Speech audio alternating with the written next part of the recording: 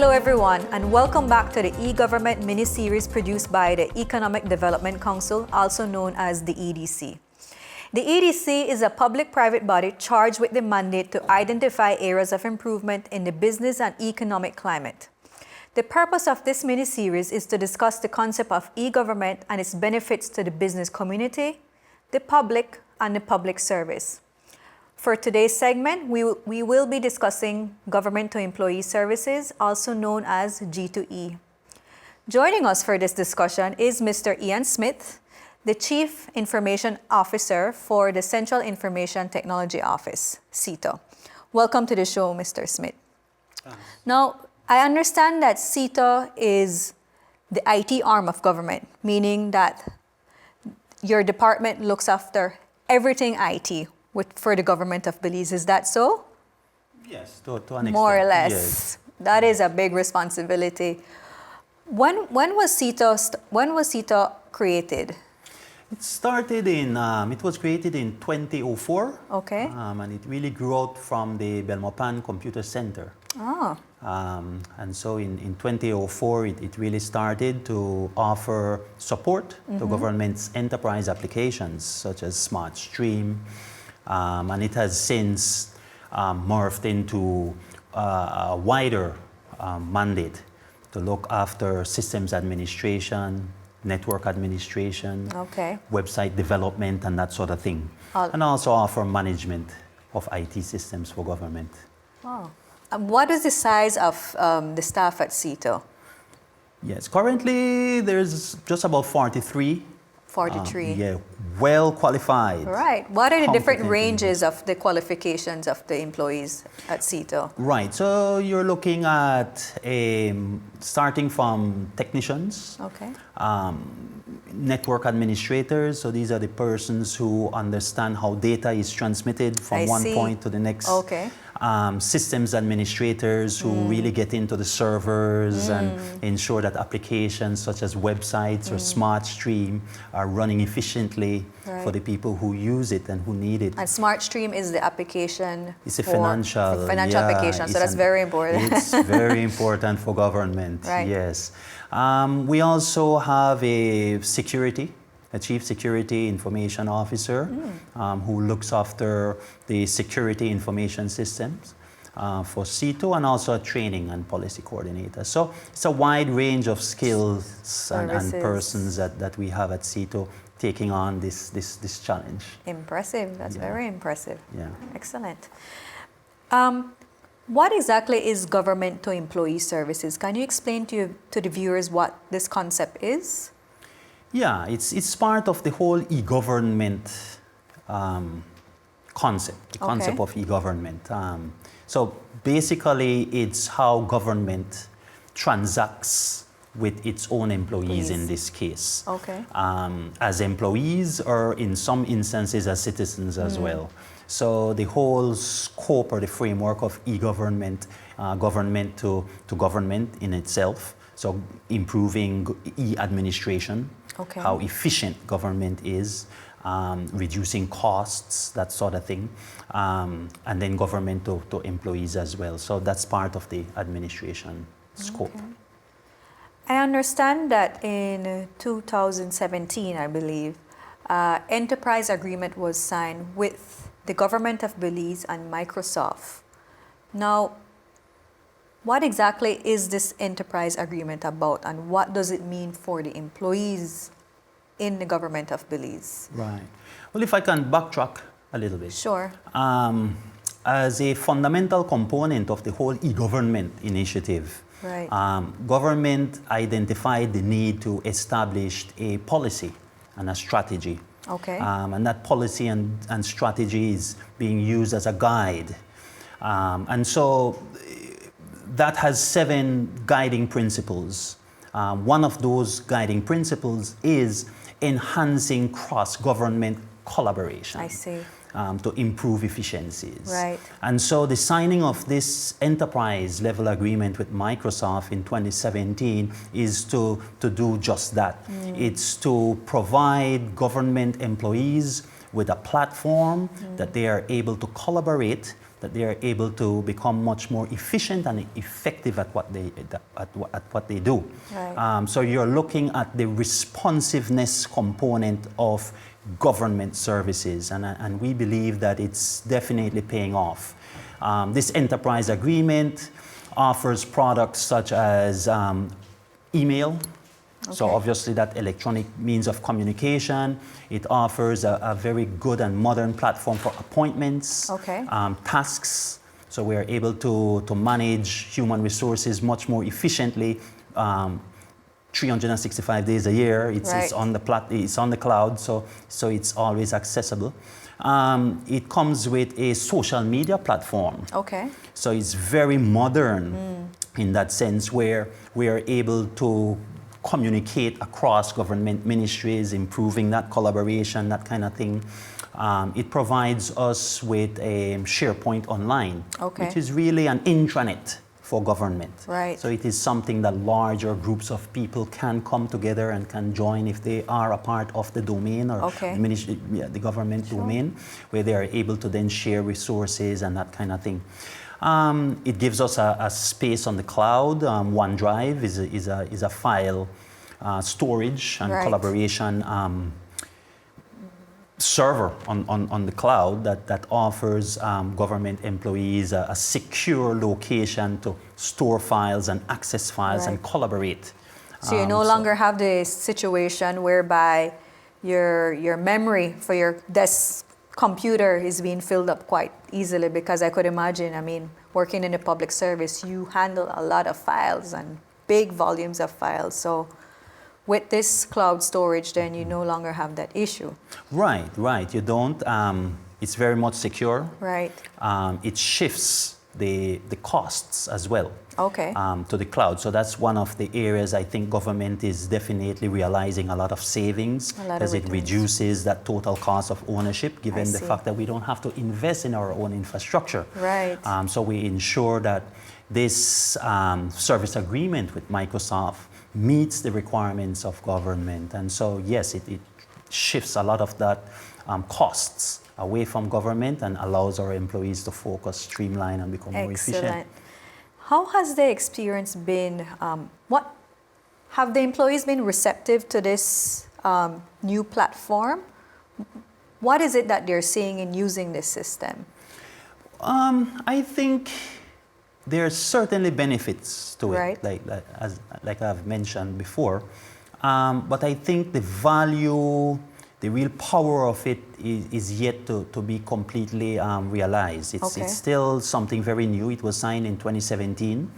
And there is a cost to rolling out these services.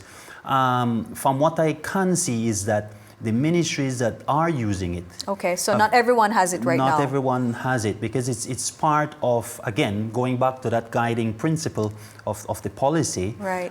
One of the areas is to enhance the public sector infrastructure. Okay. So we need a unified infrastructure. I see. That will support this unified communication platform. I see. Right, so they go hand in hand, and with every projects in control, it's being phased in. So ministries like the Ministry of Labor, Customs, Ministry of Education, Ministry of Health, these very large, essential ministries have expressed interest to come online, and they are coming online. Okay. And so, but from what I can tell, I think it's definitely been received well. There's been some degree of resistance, but that's normal. Right, but changes. Right, and our competent heads of departments and CEOs, they play their role. And so I think that they have been managing the change well. Okay. Because that's important, right. That change management, new roles, retooling employees, becoming modern. Right. And so I think it's very good and very promising. Excellent. Is there any other system currently implemented or in the pipeline that employees are using or benefiting from in the Government of Belize? Yeah, there are quite a few. However, one that I would like to discuss is the enterprise level financial management information system, SmartStream. Okay. And that's basically a client server application, so meaning that the users must connect to a particular server. I see. So that in and of itself is a security mechanism. It has various levels of security, full automation of workflow, and it allows for the budgeting process. So it's a full automated budgeting process, the corporate performance management module 10 that automates the entire budgeting process. It supports purchasing. It supports funds control. Oh, nice. So we need to ensure that before purchase orders or invoices are processed, that funds are available in accounts. It has a human resources module, referred to in government as the HRMIS, that really assists with the hiring and determination of staff, allowances, deductions, bio data. So it's the HR component of government. For employees hired within the public service. Yes, so indeed.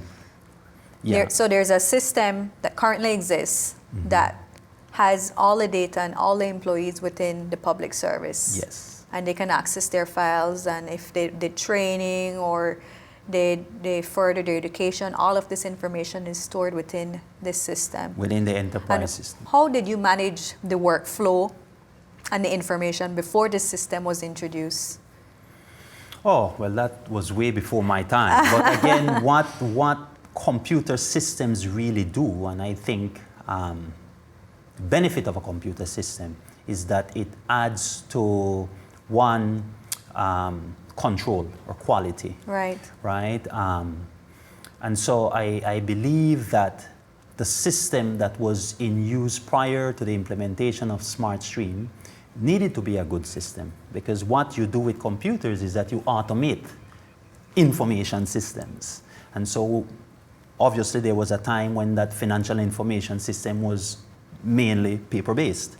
And I am certain that there was a huge element of business process improvement that went into the analysis, went into the design. And I do believe that the SmartStream is a commercial off-the-shelf package. So it's a system that was not created or constructed from the ground up, but had existed in some way, shape, or form and tailored to meet the needs of the Government of Belize. And so I think that a very good systems analysis was done because the system now is able to meet the requirements of the financial officers and the administrators of government. So well designed, well implemented, and I think it continues to be modernized as we speak. Excellent. Is there any other projects in the pipeline that employees within government can look forward to make their lives easier? Earlier you talked about this platform under the enterprise agreement with Microsoft, which is Microsoft 365. And I know under Microsoft 365, I'm a big advocate for using this application called Teams. Because I think Teams is very powerful. It makes collaboration more efficient. Are ministries, do you see ministries using this a lot? Yeah, that's one of the modules of the Office 365 Teams. Right. And I think it's better suited for smaller teams. Okay. So in SITO, as an example, we have our systems administration team. Okay. You know, and they would collaborate among themselves there. Cross-government initiatives, then we would tend to use more the SharePoint Online, which is for larger teams, are also groups. There's another module called Groups in the Office 365 that is better suited for more larger scale collaboration. But no, I think the Office 365 is very powerful. Okay. I think we have not yet fully leveraged its full potential, Right. so we're still rolling out, we're still training. A lot of training has needs to happen, for sure. Right, so people can understand what The power. it is. Exactly, and it's when they understand, then they can know how I can apply this new technology to become more efficient, to become more effective, right? To meet the targets that are set on a yearly basis, as we all have our our operational plans and all that, and that sort of thing. Absolutely. And it's all in line with ensuring that government is operating in a more efficient manner, that we are offering quality social services to our constituents, that we are reducing costs, and at the end of the day, more accountable to ourselves and to the people who have us there. And that's one of the powers of electronic communication. Right. The whole idea of non-repudiation, so we're able to log every single activity. It's very much accountable, it's transparent, it is available. And I think more and more people are understanding this. They're seeing, oh, this is how I can use this technology to improve my life, to improve my work. And I think once it is sold to them in that fashion, then you see that interest that grows.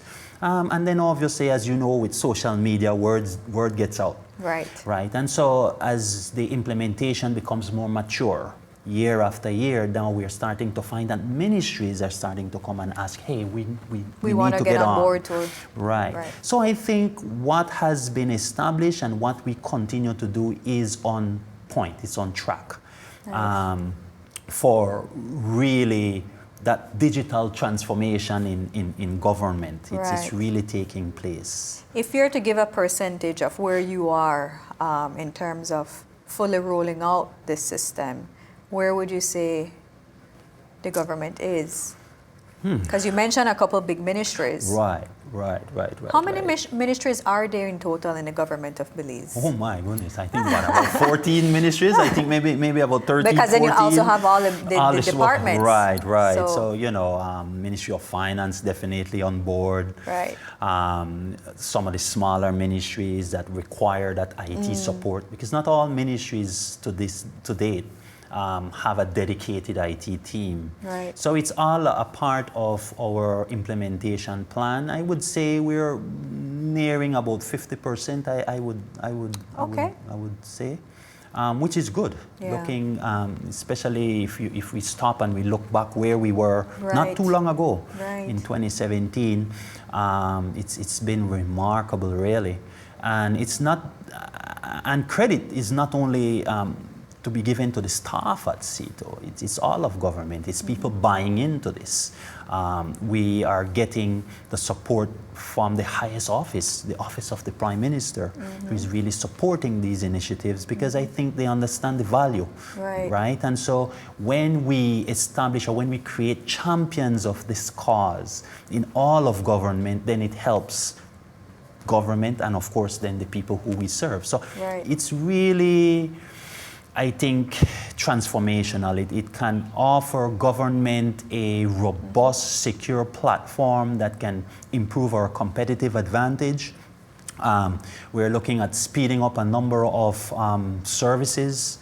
And so to do that, we need to first ensure that internally, government to employees have actually transformed. Right. And so they're the base. They're the base and they're the face. Right. So it's important for them to also have that know-how and the exposure and the training of what it means to go digital. Exactly. So, well, thank you for that, Mr. Smith. Is there any final words you want to leave the viewers with?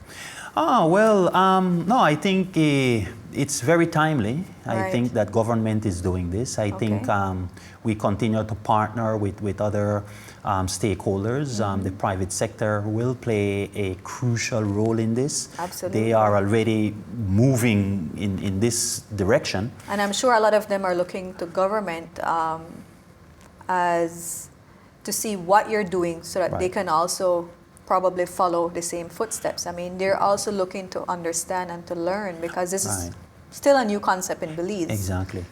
And where I think government will play a key role in is establishing the rules of engagement. I'm talking about, so the standards for data exchange, right? So I need system X to solve my problem, whether I'm in the government or in the private sector. These are the rules that I must follow if I'm going to buy an electronic system so I can connect into government services eventually.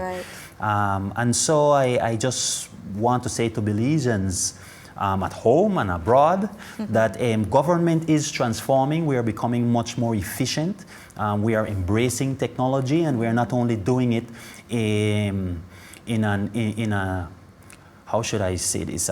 We're doing it in a very responsible manner. Right. Systems-based, policy-based, ensuring that our data remains confidential, ensuring that people can trust that data. So we are looking at the integrity and ensuring that whatever we put online to people is available 24 hours a day, 365 days a year. So very exciting times, and hope to be back soon to talk more about this great transformation. Well, thank you so much, Mr. Smith. That You're was welcome. really exciting to hear. You're welcome. Viewers, we've now come to the end of this mini-series. We've learned quite a lot about what government to employee means, what government is doing within itself to ensure that employees are also on board with the e-government agenda and with digital transformation, and what it takes for them to also be able to transform their work. We invite you to join us for other upcoming series where we will be discussing government to business and government to citizens. Thank you.